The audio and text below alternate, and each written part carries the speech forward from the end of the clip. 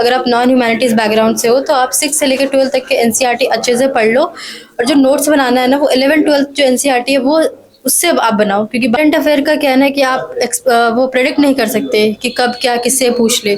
तो आपको हमेशा हर चीज़ के लिए तैयार रहना है। जो करंट अफेयर है उसमें आपको स्टेट के लिए भी तैयार रहना है, जो नेशनल लेवल पे हो रहा है उसके लिए भी तैयार रहना है, इंटरनेशनल लेवल पे हो रहा है उसके लिए भी तैयार रहना है। नमस्कार, मैं हूं धीरज और आप देख रहे हैं करियर इन्फ्लुएंसर। तो अभी हम हैं गया में चाणक्य इस एकेडमी के ब्रांच पे, और हमारे साथ में ये अंजलि प्रभा मैम है जो कि अभी 7th रैंक लेकर आई है 68 पीपीएससी में। इनसे जानते हैं कि इनका जर्नी कैसा रहा, कैसा लाइफ था इनका, कहाँ से पढ़ाई स्टार्ट किए थे।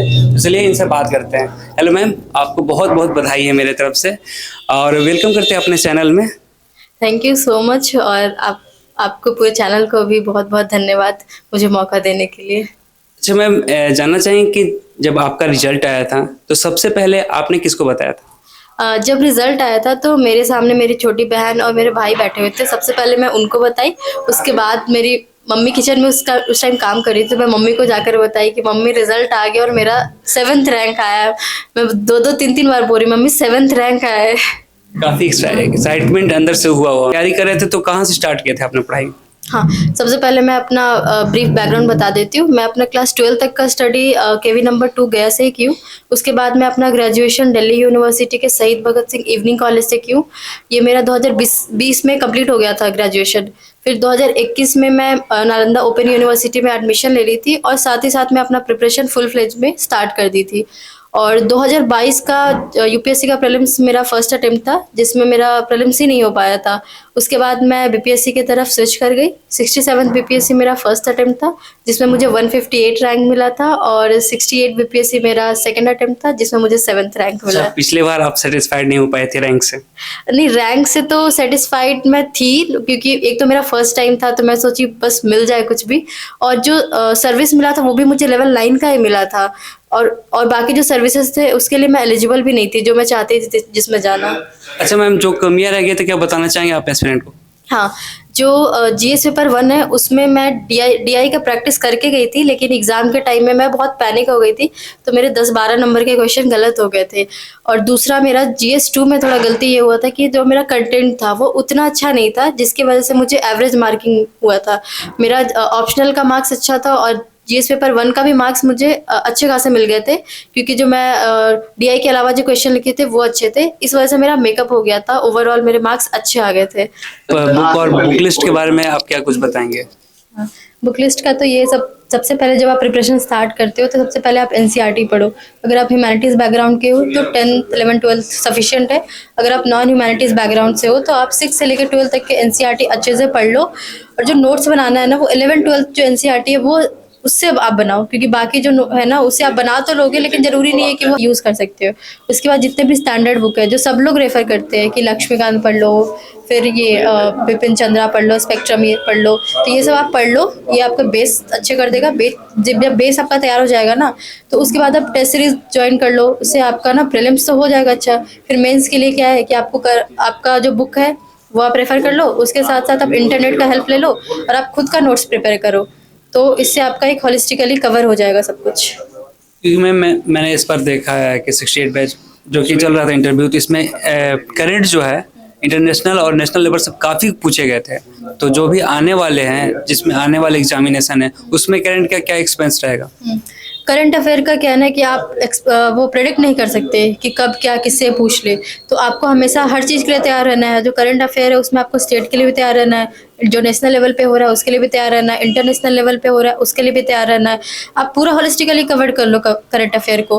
फिर जैसा क्वेश्चन पूछते हैं वो वैसा आंसर दे दो, लेकिन आपको मतलब ऐसा नहीं है कि कुछ चीज़ को इग्नोर करके चले जाओ फिर वही चीज़ पूछ ले तो आपके लिए दिक्कत हो जाएगा। तो आप सबको कवर करके जाओ। अच्छा, मेंस में कुछ एडवांस भी बुक्स जो कि ऐड करने होते हैं? हाँ, मेंस के लिए वही बुक होती है। एक तो एनसीईआरटी हो गई, और जितने भी स्टैंडर्ड बुक जो बोलते हैं ना सब लोग, वही बुक को रेफर करना है। बस आपको ये देखना है कि आप उससे कितना एक्सट्रैक्ट कर सकते हो मेंस के लिए, है ना। आप अपना पॉइंट उसमें अच्छे से लिख लो।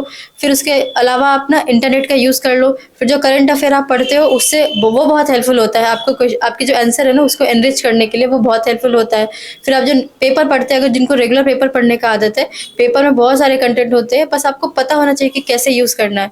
और जब आप प्रिपरेशन स्टार्ट करते हो ना उसके 1 1-2 साल बाद आपको आइडिया मिल जाता है कि आपको कौन सा कंटेंट कैसे यूज़ करना है। शुरू-शुरू में तो बच्चे को बिल्कुल नहीं समझ में आता है कि क्या हम इसको यूज़ कर भी सकते हैं कि नहीं कर सकते हैं। एक टाइम के बाद आपको आइडिया मिल जाएगा और आप उसको बहुत अच्छे से यूज़ कर सकते हो। बस आपको ये प्रैक्टिस में लाना पड़ेगा। अच्छा मैम, जो भी एस्पिरेंट जो कभी अभी से जो चाहते हैं तैयारी करने के लिए, तो उनको कितने टाइम अपने पे देना होगा? जो लोग अभी से तैयार करना चाहते हैं ना, उसको एक बहुत अच्छे से पहले प्लानिंग करना पड़ेगा कि आपको कौन-सा अटेम्प्ट देना है। और अगर आपका है कि अभी जो आने वाला है वैकेंसी, उसमें अगर आपको देना है उसके लिए, तो आपको कम समय में फिर आपको अच्छे से प्लान करना पड़ेगा। फिर आपको जो ज़्यादा टाइम देना पड़ेगा क्योंकि टाइम कम है और आपको ज़्यादा कुछ कवर करना है। अगर आपको नेक्स्ट अटेम्प्ट देना है तो आपके पास टाइम है, तो आप क्या कर सकते हो कि आप डेली 5-6 घंटे या 7-8 घंटे डेडिकेट कर सकते हो। तो ये डिपेंड करता है कि आप कौन सा अटेम्प्ट देने वाले हो। और जब एग्ज़ाम नज़दीक आता है तो आप 10 से 12 घंटे आप दे सकते हो। अच्छा मैम, जो कि आजकल बहुत ज़्यादा है कि सोशल मीडिया काफ़ी डिस्ट्रैक्शन का कारण भी बन जाते हैं, तो उसका 2 वे होता है, एक नेगेटिव और पॉजिटिव। तो आप उसके बारे में क्या कुछ बताना चाहेंगे? ये ना डिपेंड करता है कि आप किस तरह के पर्सन हैं, ठीक है? कुछ-कुछ का ऐसा होता है कि वो सोशल मीडिया यूज़ कर रहे हैं लेकिन लोगों से उतने मतलब कट ऑफ होके रहते हैं सोशल मीडिया यूज़ करने के बावजूद। कुछ-कुछ का ऐसा होता है कि उनको सोशल मीडिया में बहुत एडिक्शन होता है, मतलब उनको लोगों से बात करना, चीज़ें को शेयर करना।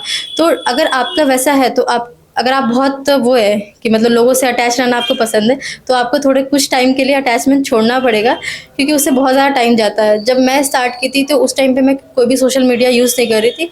बस जो बात करने के लिए जो जैसे टेलीग्राम, व्हाट्सएप यूज़ करते हैं कि कुछ शेयर करना है, कुछ नोट शेयर करना है, तो वैसा आप सोशल मीडिया यूज़ कर सकते हो। लेकिन इंस्टाग्राम, फेसबुक जैसे जो सोशल मीडिया है, उसको आप इग्नोर करो। लेकिन अगर आप कोई वैसे इंसान हो जिसको कोई फ़र्क नहीं पड़ता कि क्या चल रहा है सोशल मीडिया पे, तो आप सोशल मीडिया को एक पॉजिटिव वे में भी यूज़ कर सकते हो।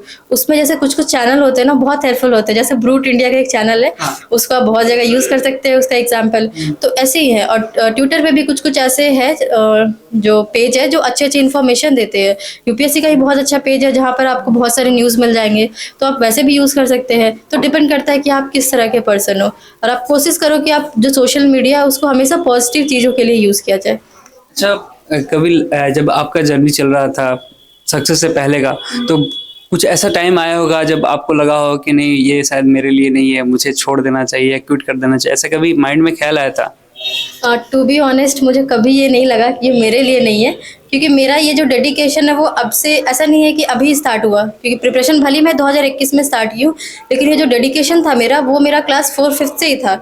मैं तभी डिसाइड कर ली थी कि मुझे सिविल सर्विसेज में ही जाना है। तो मेरा जो सोचने का तरीका था कि लोगों के प्रति जो मेरा वो था कैसे झुकाव है ये सब चीज़ मैं तब से डेवलप कर ली थी अपने अंदर और वो ऑटोमेटिकली आ गया था उसी टाइम पे।